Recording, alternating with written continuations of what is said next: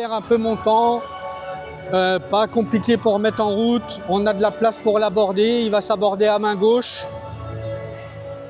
Rien, pas de difficulté particulière que de bien commencer en confiance avec son cheval. Ensuite, on s'en va avec un petit peu de distance chercher le numéro 2.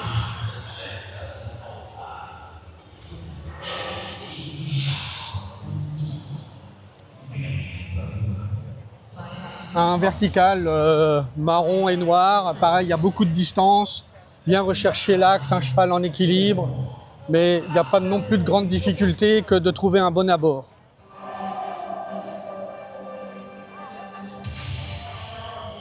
Ensuite, on part sur numéro 3, un Oxer rouge et blanc, avec un contrat de foulée sur une légère courbe à droite. Cette foulée qui, à compter, son normal, donc construction du galop, bien dessiner sa petite ligne courbe à droite pour bien revenir bien droit sur cet Oxer, mais pas de difficulté majeure. Cette fois, l'Oxer est bien carré, hein, donc il faut quand même faire attention dans son abord et sa construction.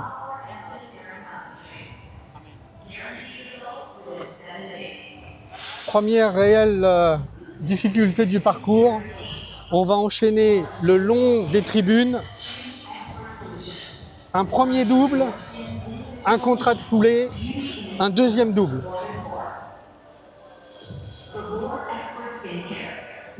À voir, nous, à l'heure où on va passer, deux difficultés. La proximité des tribunes avec du monde, les chevaux sont toujours un peu inquiets. Là, pour l'instant, comme vous le voyez, il est beaucoup à l'ombre. Je pense que nous, l'ombre va partir et on va se retrouver soleil et peut-être soleil un petit peu dans la tête, dans les yeux. Première combinaison, Oxer, 2 foulées verticales.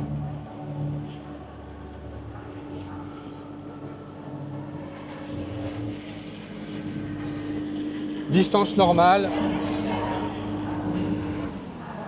Et en ligne droite, 6 foulées qui sont normales à compter. On verra comment les chevaux réagissent. Mais normal à compter, une deuxième combinaison verticale, une foulée Oxer.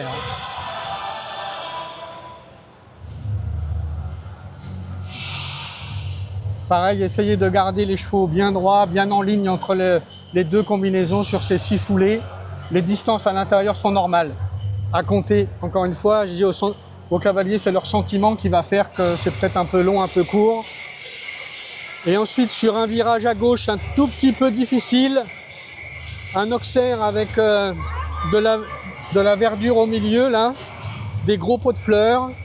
La première chose, c'est bien gérer ce virage à gauche pour que les chevaux ne penchent pas à gauche et l'abordent bien droit.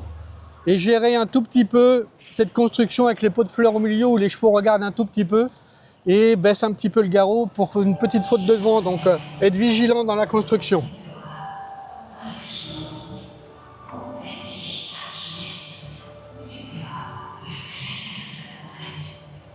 Et pareil, grande galopade, pas de distance parce que c'est très éloigné. Le vertical est feuillis, toujours un petit peu délicat là, dans la couleur là, avec, je sais pas comment, les torsades là qui sont dessus. On va vers la porte, donc les chevaux reviennent en équilibre et sautent ça sans se presser.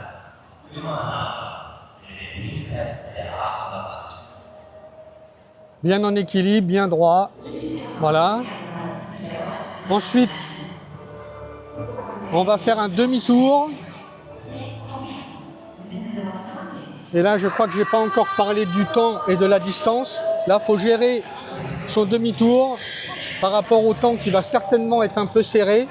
De ne pas aller trop loin pour perdre de temps, mais bien revenir sur un virage que je qualifie de très fermé.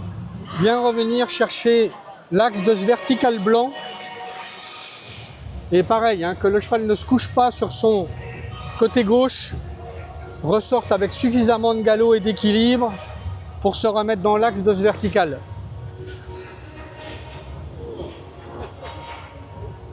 Et même chose, hein, on a perdu un tout petit peu de temps, on va essayer de le regagner pour aller chercher une barre de spa qui se trouve vraiment très loin. Et là, on va serrer un petit peu sa distance, augmenter un tout petit peu la vitesse de base du galop pour aller se diriger vers le numéro 9 qui est la barre de Spa.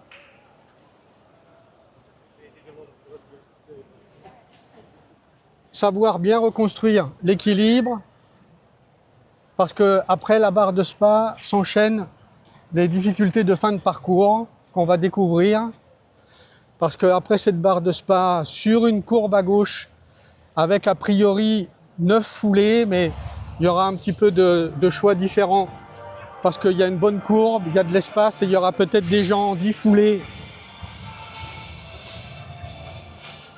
Allez rechercher cette petite palanque, c'est toujours une petite difficulté parce que c'est plat, les chevaux les visualisent toujours un peu moins bien. Elle nous emmène encore une fois vers la tribune. Le chef de piste est malin, donc les chevaux soient attentifs et regardent pas trop si ça bouge dans les tribunes, ce qui se passe. On est aussi à côté du grand guet là voilà. Que certains connaissent, oui. Voilà. Donc bien tenir les chevaux à l'écoute.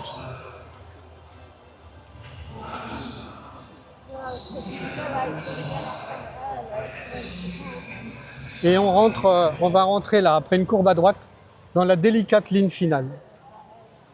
Parce qu'on va enchaîner 2 auxerres, 2 barres unies avec des bidets en dessous. Le premier est un front étroit parce qu'on va se retrouver sur des barres de 3 mètres avec 2 bidets ronds, avec des gros chandeliers autour, avec un axe qui n'est pas tout facile à trouver. Et à cet endroit, le terrain descend. On a une légère pente qui nous emmène. Donc entre les bidets par terre et la pente, de ne pas se laisser emmener dans le pied de cet obstacle. Encore une fois, un petit peu délicat.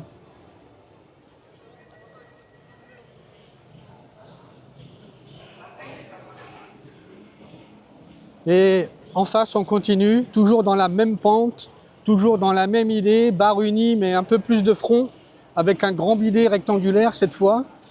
Et une distance qui a marché est un petit peu belle. On a 5 belles foulées, mais on est à Aix. On a déjà fait beaucoup de chemin. Les chevaux ont pris du galop, donc je pense qu'elles vont se retrouver même peut-être un petit peu courtes. Mais encore une fois, obstacle délicat à bien monter.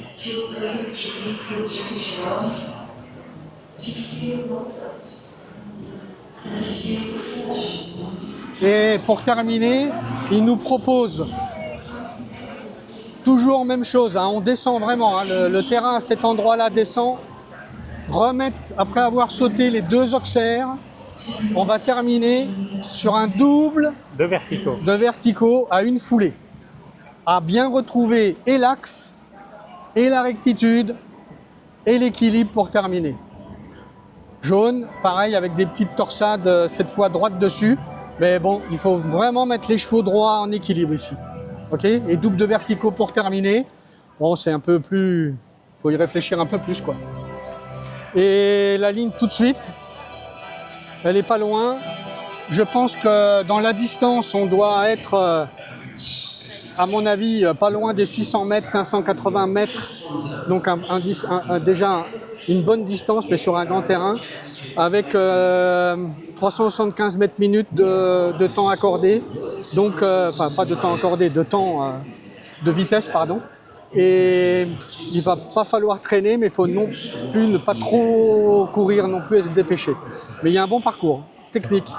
Est-ce qu'il correspond à ce que savent faire nos Français? Oui, parce qu'on l'a dans l'optique de la préparation des 2 grands nationaux, là, le Lion d'Angers et Jardy au championnat de France, où il y avait des grandes carrières. On a fait avec David Gomez, le chef de piste qui travaille avec moi, des parcours de cette distance, c'est-à-dire 560, 580 mètres. Et on a construit au championnat 3 doubles aussi. On a enlevé le triple, pas au championnat, mais au Lion d'Angers, on avait mis 3 doubles. Non, au championnat aussi. On a mis 3 doubles avec des profils différents. Donc on a préparé, on a mis des bidets avec du colorant dedans aussi pour habituer les chevaux. Donc les chevaux sont prêts. Les cavaliers ont travaillé sur ce genre d'enchaînement. Donc normalement, ça devrait bien se passer. Donc défendre des chances individuelles, il n'y a plus que ça à faire maintenant. Il n'y a plus que ça à faire malheureusement. Et on a quand même l'objectif d'Alexis qui est, si je me trompe, 17e aujourd'hui, de rentrer dans le top 10. Ça serait bien pour lui. Et on est 5e et 7e avec Alexis et Gaspard. Astier et Gaspard, pardon. Et on est à combien? Moins de 2 barres du podium. Voilà, donc nous bien montés, les autres un peu moins montés. Si on pouvait terminer cette journée avec petite médaille individuelle, ça remettrait du baume au cœur à tout le monde, surtout à notre Jean-Luc. On achète. Allez, on va se restaurer. Merci. Merci.